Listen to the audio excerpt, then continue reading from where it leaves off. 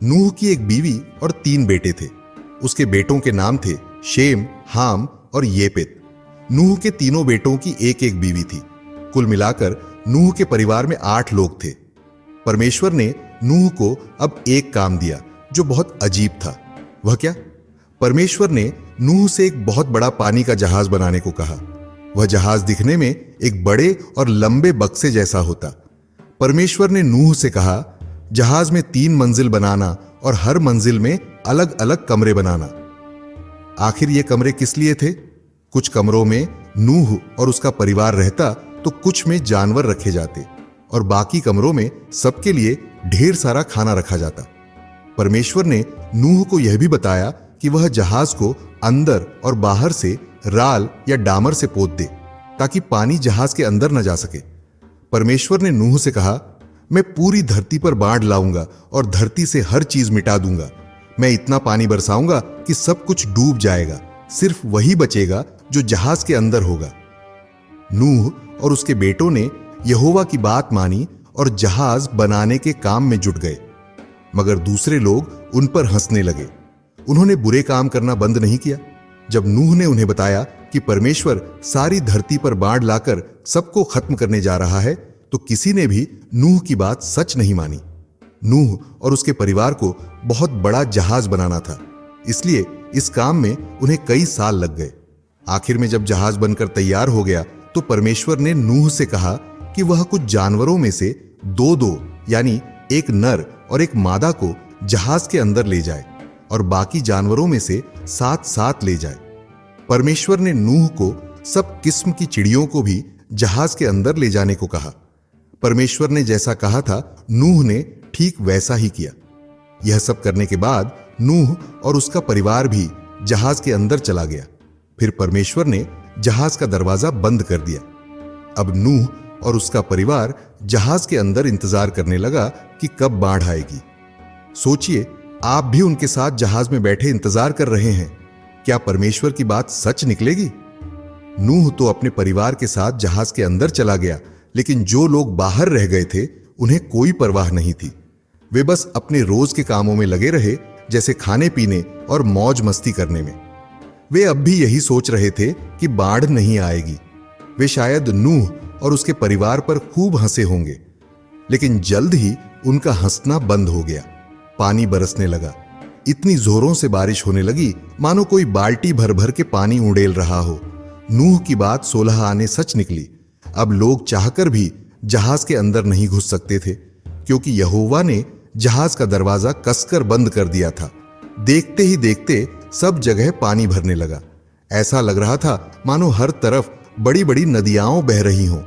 पानी इतनी तेजी से बह रहा था कि सारे पेड़ गिर गए और बड़े बड़े पत्थर भी पानी में बहने लगे। चारों तरफ इतना शोर था कि पूछो मत। यह सब देखकर लोग डर के मारे कांपने लगे। वे अपनी जान बचाने के लिए ऊंची ऊंची जगहों पर चढ़ने लगे।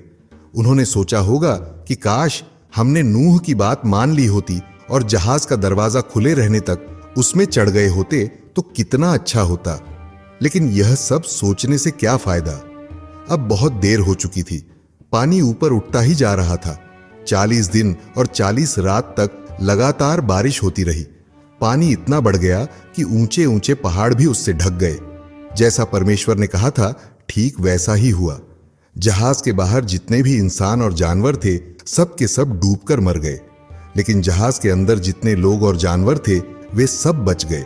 नूह और उसके बेटों ने जहाज बहुत अच्छी तरह बनाया था। जैसे जैसे पानी ऊपर उठता गया, जहाज भी पानी के ऊपर तैरने लगा। फिर 40 दिन के बाद बारिश बंद हो गई और सूरज चमकने लगा। क्या आप सोच सकते हैं कि उस वक्त का नजारा कैसा रहा होगा? जी हां, हर तरफ सिर्फ पानी ही पानी था। बस एक चीज दिखाई देती थी, पानी पर तैरता हुआ जहाज।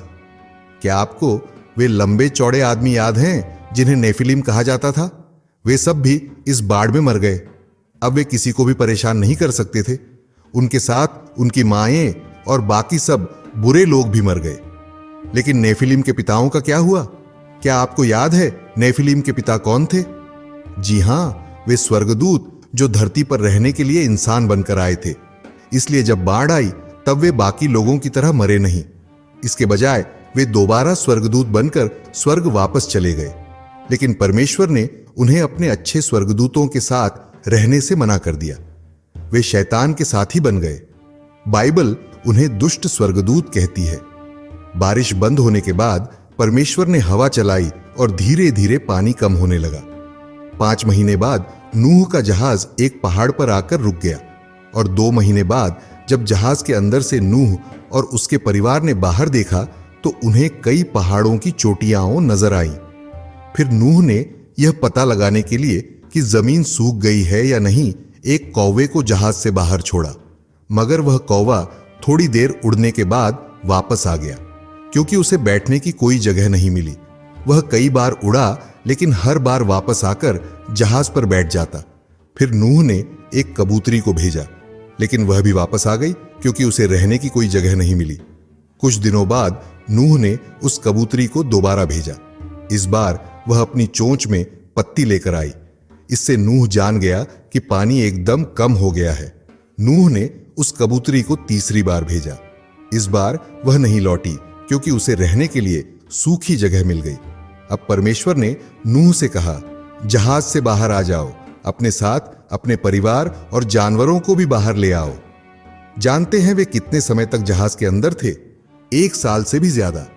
जहाज से बाहर निकलने पर और अपने आप को जिंदा पाकर उन्हें कितनी खुशी हुई होगी। पूरी धरती पर आई बाढ़ में सिर्फ 8 लोग ही बचे, लेकिन फिर उनके बच्चे पैदा हुए और धरती पर इंसानों की गिनती बढ़कर कई हजार हो गई। बाढ़ के 352 साल बाद इब्राहिम पैदा हुआ। इस भाग में हम सुनेंगे कि यहोवा ने इब्राहिम से किया, अपना वादा निभाया और उसे एक बेटा दिया। इब्राहिम के बेटे का नाम इसहाक था। फिर इसहाक के 2 बेटे हुए, जिनमें से परमेश्वर ने याकूब को चुना। याकूब का परिवार बहुत बड़ा था। उसके 12 बेटे और कई बेटियां थीं। याकूब के 10 बड़े बेटे अपने छोटे भाई यूसुफ से नफरत करते थे, इसलिए उन्होंने यूसुफ को मिस्र के लोगों के हाथों बेच दिया। आगे चलकर यूसुफ मिस्र का बहुत बड़ा आदमी बन गया। फिर एक बार जब खाने की चीजों की बहुत कमी हो गई तो यूसुफ के भाई उसके पास खाना खरीदने गए। यूसुफ देखना चाहता था कि क्या अब भी उनके दिल में अपने छोटे भाई के लिए नफरत है, इसलिए उसने अपने भाइयों की एक परीक्षा ली। इसके बाद याकूब का पूरा परिवार मिस्र आ गया। ये सारी बातें इब्राहिम के पैदा होने के 290 साल बाद हुईं। अगले 215 साल तक इजरायली मिस्र में रहे। यूसुफ के मरने के बाद इजरायलियों को वहां गुलाम बना लिया गया। फिर मूसा पैदा हुआ। परमेश्वर ने मूसा के जरिए इजरायलियों को मिस्र से छुड़ाया।